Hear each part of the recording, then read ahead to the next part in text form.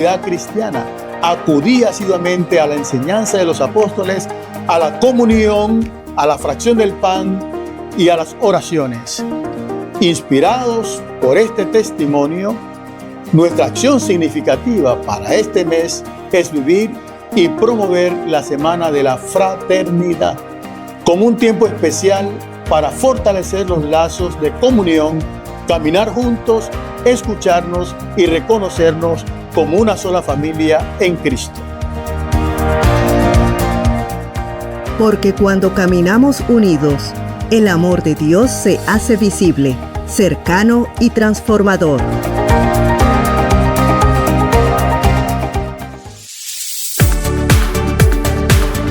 En Radio Hogar, vigilamos también de tu bienestar. Seguidamente, Adiós Rutina. Radio Hogar, la voz de tu iglesia.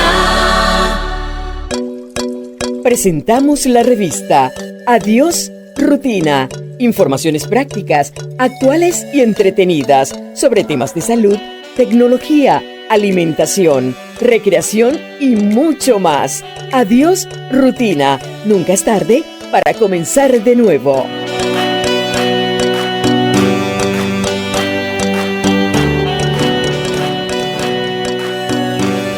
Muy buenos días, amigos oyentes. Sean todos bienvenidos a una edición más de Adiós Rutina, la revista semanal que le presenta Yadira Roquever en compañía de la doctora Zoila Salas, la cual tiene como objetivo orientarlos en torno a temas muy actuales y sobre todo de salud, porque la salud hay que cuidarla. Y hoy, doctora, tenemos un tema bien importante, me encanta. Diabetes, el enemigo dulce y silencioso. Sí. Pareciera que fuera como un amigo, ¿verdad? Eso es la realidad. Bueno, muchas gracias a todos y bueno, gracias por la invitación como siempre. Sí, mira, esto es un arma de doble filo, como tú ves en esa cosa. Dulce y silencioso porque nosotros comemos demasiada azúcar, nos encanta. Y de verdad que eso es una cuestión, bueno, pues, que tenemos que cuidar. Y silencioso porque sin darnos cuenta cuánto daño nos hace. Claro que sí. Fíjate que aquí en el país, aproximadamente un 14% de la población puede estar sufriendo sufre de diabetes estadísticamente comprobado, pero se dice que hay un gran porcentaje que ni siquiera sabe que la tiene. ¿Por qué? Porque no da ningún síntoma o los síntomas que da son tan sutiles que tú no te das cuenta. Así es. Entonces, porque te da por lo menos muchas ganas de tomar agua, o te da ganas de comer y comer.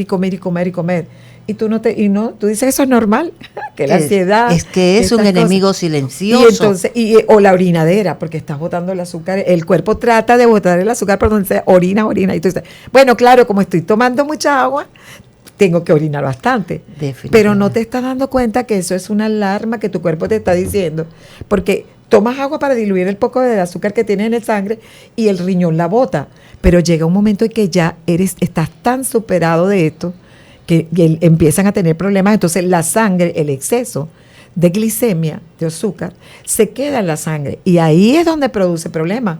Claro. Porque llega a todos los tejidos y es cuando empieza a tener consecuencias. Claro que sí. Por eso es muy importante que hablemos de este tema y yo me imagino que hoy tenemos un invitado. Claro que sí, muy tenemos importante. Un invitado que nos va a despejar algunas dudas sobre sí. Cómo se detecta, cómo saber si tienes diabetes, sí. ¿No? Claro. También los controles, la prevención, que es importante, las consecuencias. Sí. Y para los que ya la tienen, ya diagnosticado, cómo vivir con diabetes. Porque nunca es tarde para empezar de nuevo. Claro. Entonces tenemos con nosotros ya al doctor Edgardo Gaitán Morales. Gracias, doctor Yadira Roquever. Zoila Salas. Hola, doctor. Le damos la bienvenida y por supuesto nuestros oyentes están muy pendientes de lo que usted nos va a señalar. Y la primera pregunta que me surge, ¿cómo el doctor Edgardo Gaitán Morales llega a ser director de la Escuela para Diabéticos? Buenos días y adelante.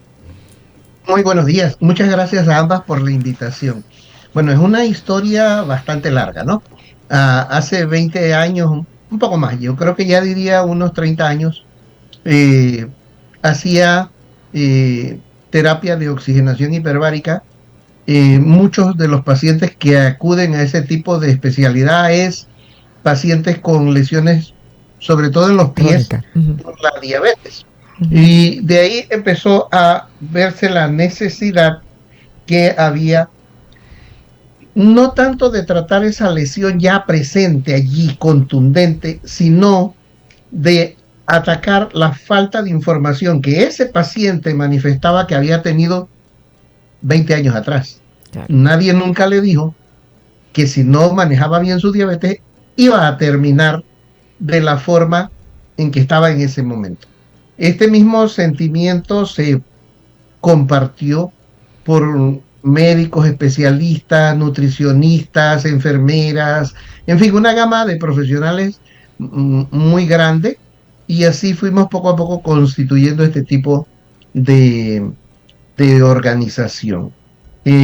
Nos mantuvimos con reuniones presenciales durante más de 25 años, hasta que llegó la pandemia, y como tantas cosas, pues como se decía en ese tiempo, había que reinventarse, y nos fuimos para Zoom. En el Zoom, de pronto un día nos dimos cuenta que de mano en mano el vínculo había llegado a otros países. De pronto, en un domingo, que son las sesiones, teníamos gente que nos saludaba desde Chile, desde Argentina, desde Bolivia, desde Perú, desde Colombia, de Venezuela, de Cuba, de Costa Rica, de Nicaragua, de México, de Chicago, de Alemania, de España. Iban entrando así sucesivamente, ¿no? Y cuando se acabó la pandemia, nos dimos cuenta de algo muy importante. La necesidad de educar en diabetes es universal. Claro. Así que nunca pudimos dejar las sesiones de Zoom, porque era el sentimiento de nosotros era como dejar a alguien colgando de la brocha, como se dice en panameño, ¿verdad? Así que seguimos. Espero que eso le cuente una historia resumida. Claro que sí, doctor. Me quiero sumar. Yo quisiera, disculpe, yo quiero despejar un mito que realmente lo he escuchado y también lo he leído en revistas. ¿La diabetes es una herencia? ¿Se hereda de la madre? Dígame usted. Bueno, yo creo que es muy importante que primero toquemos un punto al que se refirió la doctora Zoila. Ella habló de que aproximadamente un 15% de los panameños padecen de diabetes. Y eso es verdad, se ha comprobado en las encuestas nacionales de salud. Nosotros solo estamos en Latinoamérica por abajo de México, que tiene un 16%. Claro. Pero ¿cómo se traduce eso a los números reales? Bueno, si calculamos que los panameños seamos 5 millones, porque la verdad es que con los problemas del último censo, ni siquiera de eso estamos seguros de cuántos somos. Pero si somos 5 millones, tenemos 750,000 personas afectadas de diabetes en Panamá. Y más de la mitad ni siquiera se ha enterado de que tiene ese problema dentro de sí. O sea, eso es verdad. Ya por ahí vamos poniendo en dimensión el tema del que estamos hablando y por qué nos dedicamos a él. Si usted acude a los hospitales públicos sobre todo, y usted llega a la sala de cirugía, a las salas de ortopedia, dependiendo del hospital que sea y quienes se encargan de los casos, usted va a ver que hay una gran cantidad de pacientes que están allí por amputaciones de los pies. Claro. Y si usted pregunta, notará que la inmensa mayoría son diabéticos. Es decir, esas amputaciones no fueron por hechos violentos, por traumas laborales u otras cosas. No, son por diabetes. Así que estamos ante un problema. El otro aspecto es lo que usted mencionaba de que esto era un enemigo dulce y silencioso. Bueno, mire, parte de lo que hay que cambiar es quitar la palabra de enemigo, irla sacando. Es una condición que afecta a muchas personas, pero es verdad, te va a afectar, te puede afectar, pero si tú lo pones como enemigo, la gente reacciona negativamente a esto. Es una condición que trae trastornos importantes, pero que cuando empiezas a entender el punto de vista correcto para manejarlo, cuando te empiezas a entrenar en las técnicas, te das cuenta que, oye, no está tan mal, porque cuando ya detectas a una persona con diabetes, tú tienes que llevarlo hacia cierta área de consejos. Mira para que veas. Fíjate en lo que comes, en lo que consumes. haz actividad física, no fumes, disminuye al mínimo o elimina los licores y las otras drogas de adicción. Ve a tu médico, a cualquiera que sea tu médico de confianza en la institución que prefieras, con regularidad. Haz tus exámenes de salud periódicamente. Y el último, pero no menos importante, instrúyete mucho acerca del problema que te toca y de los que lo acompañan, porque el 70% de los diabéticos son hipertensos. Cuando ves eso, cuéntame, ¿a quién le cae mal en su vida poner atención en cómo se alimenta? Eliminar el cigarrillo, las drogas, el licor, verificar su salud periódicamente, consumir sus medicamentos, los necesarios, de forma regular, ordenada, correctamente. Pues a nadie. Entonces lo que parecía ser una gran desventaja en tu vida quizás sea el factor que te ayude a ordenarla mejor. Así que por ahí creo que es importante que nosotros vayamos teniendo pues este cambio de paradigma, si lo quiere ver así. Claro. ¿Te parece? Sí, me gustaría que aclarara de los tipos de diabetes que hay, porque es que yo pienso que la tipo A es la que mejor se maneja con todas estas cosas, estas recomendaciones, porque hay una que realmente es la tipo 1, que ahí sí es verdad que la cosa como que cambia. Entonces me gustaría que usted explicara un poquito más sobre eso, aunque igualito las dos tienes que tomar la medida que usted dice, pero me gustaría que diera esa diferencia, porque hay gente que no sabe cuál es la diferencia de la diabetes 1 y 2. Sí, así es. En una forma concreta, la diabetes actualmente la dividimos en tres grandes grupos. 90% de todos los casos de diabetes es la que se da llamar diabetes tipo 2. Anteriormente a esa diabetes la llamábamos diabetes del adulto, diabetes de la madurez, porque por lo menos todavía hace unas décadas atrás, cuando estudié medicina, se decía que esa enfermedad aparecía en la gente de 40 años para arriba. Sí, la diabetes tipo 1 es un tipo de diabetes que aparece más en niños, en adolescentes o incluso también en adultos que andan por ahí por los 20 y pico, es decir, adultos jóvenes. Las diferencias principales entre ellas están en que en la diabetes tipo 2, 90% de la persona, de los casos, pueden ser manejados durante muchos años con medicamentos orales, con medicamentos tomados, pastillas como les decimos. Eventualmente, algunos de ellos en el tiempo, en la medida en que su enfermedad, su condición aumente la intensidad, van a requerir utilizar diversas modalidades de insulina y otras drogas medicinales que hay en la actualidad. En cambio, los diabéticos tipo 1, es decir, los niños recién diagnosticados, los adolescentes o adultos jóvenes diagnosticados con ese tipo, van a tener que ser manejados desde el primer día exclusivamente con insulinas, porque las medicinas tomadas en ellos, la inmensa mayoría al menos, no tienen ningún efecto.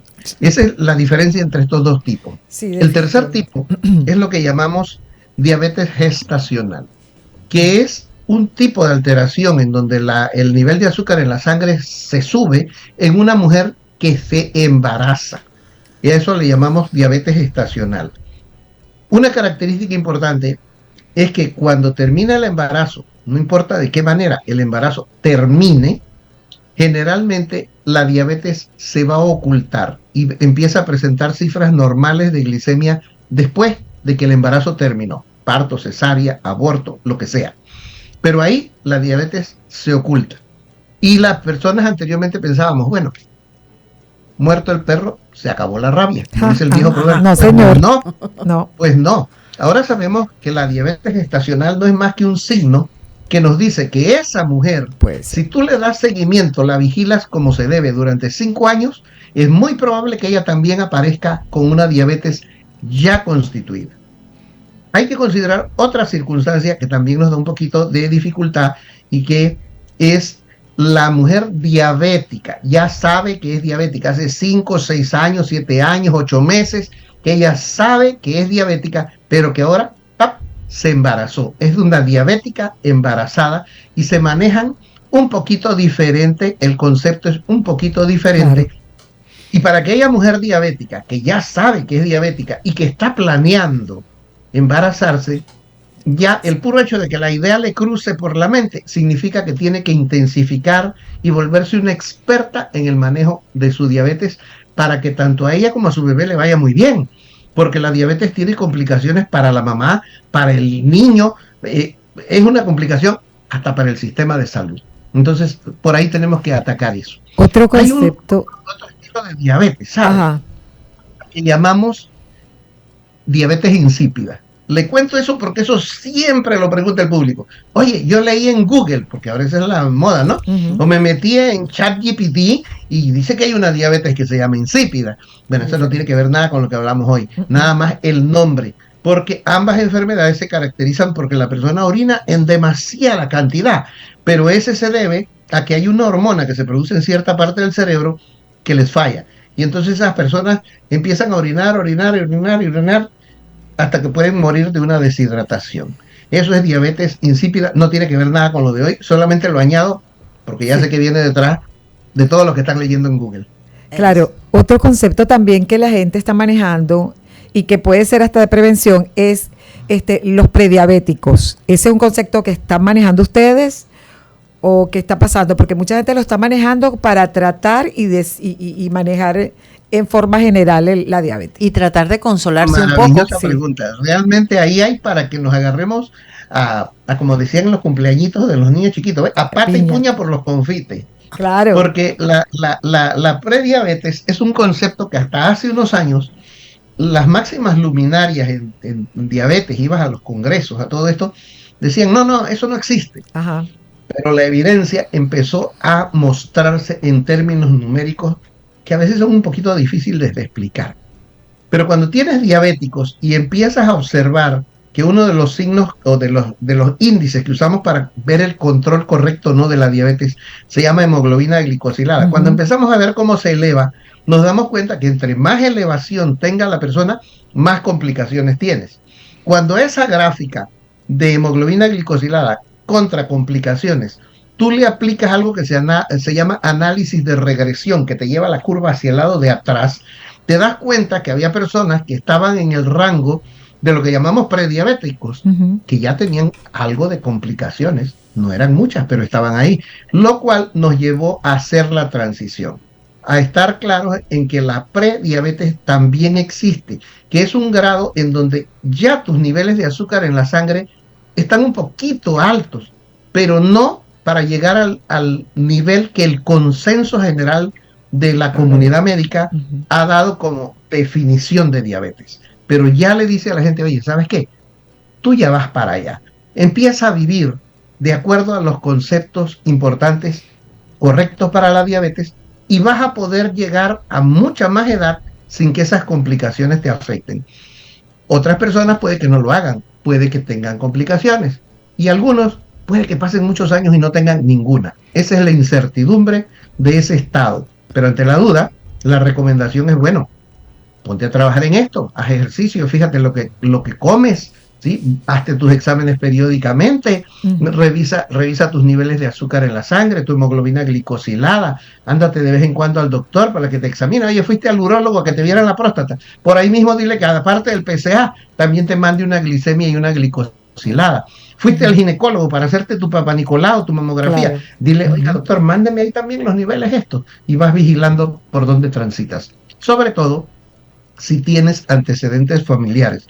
Lo cual me regresa a la pregunta que hizo Yadira unos minutos anteriores. Oye, ¿esto tiene algo que ver con la herencia? Pues sí. Muchos años atrás sabíamos que había un aporte contundente a la aparición de casos de diabetes porque veníamos de familia donde había pacientes diabéticos. Eso actualmente se ha reducido.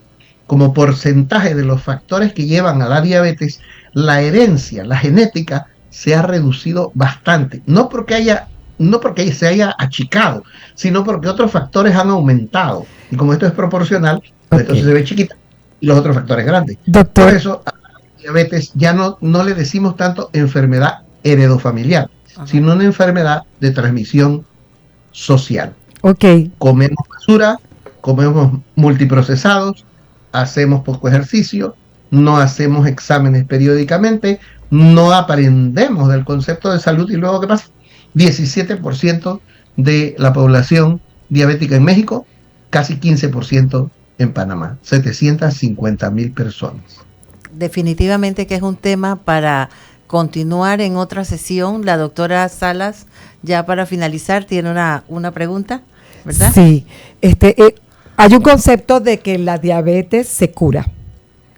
Entonces, ustedes que han tenido tanta experiencia sobre eso, háblenme un poquito, porque sí hay algunos estudios que hablan de eso. De hecho, hay nuevos medicamentos que están ofreciendo Villas y Castillo. Me gustaría que hiciéramos un poquito sobre esto ya casi para terminar. Wow, un poquito, esa pregunta así está rapidito, como para que hagamos otro programa. Sí, necesitamos otro programa. Hoy como en los barcos de guerra, con las cañoneras destapadas. Bien, esa pregunta es interesante. Mira, voy a hacer un spoiler alert. 99% de las veces en que oigas decir eso, te van a estafar. Es una estafa. Hay mucha gente vendiendo cantidad de cosas por allí, procedimientos, métodos, sistemas de control mental para decir que la diabetes se cura. 99% estafa. Hay cierta proporción de personas que son obesos, que cuando van a cirugías bariátricas, sus números de laboratorio descienden y se van al rango de lo que es normalidad. Pero yo no diría que eso fue una curación de la diabetes. Porque si ustedes le dan seguimiento a todas las personas que se someten a estos procedimientos, van a encontrar que un porcentaje muy interesante de ellos vuelve a subir de peso y adivinen qué vuelve a aparecer, los exámenes anormales de nuevo. O sea que no se curó, se había ocultado temporalmente y mientras no vuelva a subir de peso. También hay medicamentos que dicen de esto, sí, pero en realidad no se basan en una evidencia firme. Hay estudios bien bonitos. Yo recuerdo uno brasileño que tomó células madre, las dividió, consiguió hacer células pancreáticas, las células beta, que son las que producen la insulina, y se las inyectaron en el hígado a los pacientes que eran en ese tiempo de la parte de una fase experimental clínica. Y maravilloso, esas células beta se multiplicaron, hicieron grumitos de ellas, producían insulina, claro que ellas tienen la sensibilidad al nivel que hay en sangre de azúcar, así que liberaban la cantidad correcta de insulina y el paciente parecía que se curaba. Y tuvieron como 1 o 2 años que no necesitaban ni insulina ni medicamentos y mantenían los niveles de azúcar correctos. Al par de años empezaron esos grumos de celulitas a crecer de una forma imparable que se empezó a comportar como que fueran metástasis de un tumor. Y ahí se nos cayó el sueño. Es de todos los estudios uno de los que más me han gustado porque yo creo que al final de cuentas cuando se vuelva a reexaminar esto, quizás por ahí vayan los tiros de cómo pudiéramos hacer una cura definitiva. Pero al día de hoy, 99% de las veces que te prometan curar tu diabetes es una estafa. Importante esta aclaración, Sí, doctor. claro. ¿Esto tiene alguna otra? Sí, bueno, lo más importante, o sea, porque tenemos que hablar cuáles son las recomendaciones, tanto para prevenirla como para controlarla. Así. Bueno, eso es algo muy, muy importante. La primera recomendación diría que es aprovechar las oportunidades como este maravilloso tiempo que ustedes brindan para mí y para la gente que está en la audiencia, de aprender lo más que puedan de estos temas. Miren, 70% de la gente se muere por causas cardiovasculares y cardiovasculares va pegada de diabetes. Es correcto. ¿Sí? Entonces necesitamos aprender que nosotros como seres vivos evolucionamos durante mucho tiempo como personas de un estado que en un momento dado pudiéramos llamar más primitivo. Las personas, mi abuela, tenía que caminar como 2 kilómetros para llegar a un río para lavar la ropa y volvía con una tamuga de ropa ya seca en las piedras del río en la cabeza. Asimismo tenía que caminar para traer agua a la casa para las cosas que ella necesitaba. Es decir, la humanidad evolucionó para estar desarrollando una actividad física importante. En los países de África, en donde todavía existen estas condiciones, no ven muchos diabéticos. Claro, no, tienen que gastar Otra cosa, el aumento de alimentos súper procesados, el aumento de la proporción de carbohidratos excede lo que nuestro organismo evolucionó para poder manejar. Tan pronto nos metemos una taza enorme de cornflake, adiós control glicémico.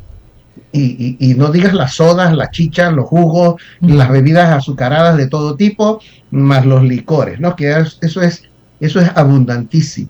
Así que abandonamos el tipo de dieta para el que evolucionamos, el tipo de actividad física para el que evolucionamos, y nuestro sistema de educación no se preocupa mucho por algunas cosas que deberían estar entre las máximas prioridades, como, por ejemplo, la educación en salud.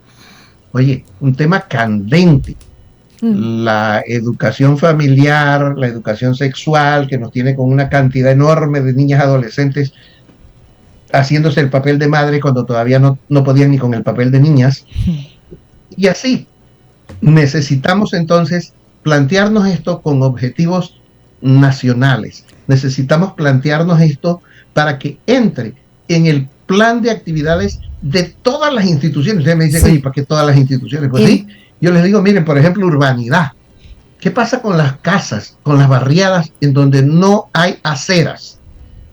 Interesante, doctor. Ese es otro tema que vamos a tener. Y quedamos con el compromiso de volverlo a invitar a este programa, porque realmente la diabetes es una enfermedad silenciosa que se está creciendo. Imagínense, nos alarma mucho saber que niños incluso están sufriendo ya de diabetes. Entonces, definitivamente que la diabetes, como usted lo señaló, es una condición que trae trastornos importantes, y nos quedamos con el compromiso de volverlo a invitar. Claro. Gracias, doctor Edgardo Gaitán Morales, director de la Escuela para Diabéticos, que estuvo con nosotros compartiendo este tema tan importante. Nos deja el contacto, por favor, para la gente que lo interese. Exacto, y para los oyentes interesados, pueden contactar el correo electrónico adiosrutina18@gmail.com. También estamos en YouTube, en TikTok, en Facebook e Instagram. Entonces, allí estamos abiertos porque este tema realmente es interesante. Y muy importante. Gracias, doctor. Ha sido usted muy amable con nosotros, y bueno, nuestra gratitud hacia usted. Muchas gracias a ustedes, y que hagan un gran día. Gracias. Muchas gracias. Hasta luego. Amigos oyentes, de esta manera damos por culminado la edición de Adiós Rutina de hoy, 30 de enero. Prácticamente se acabó el mes. Ya nos vemos la próxima semana en febrero. Preparativos de carnaval. Sí, exactamente. Wow. Y sobre eso también vamos a tener temas importantes. Que pasen un feliz fin de semana. Y reparador, y si Dios lo permite, nos estamos escuchando y viendo el próximo viernes. Hasta luego.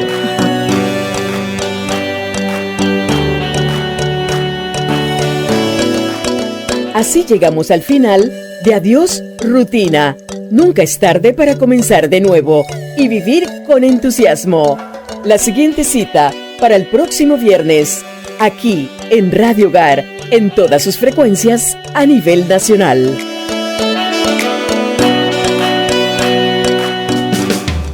Conéctate con nosotros, www.radiohogar.org. Estos son los avances de Radio Hogar Informa para el día de hoy. El Papa León XIV agradece a millones de personas por rezar a través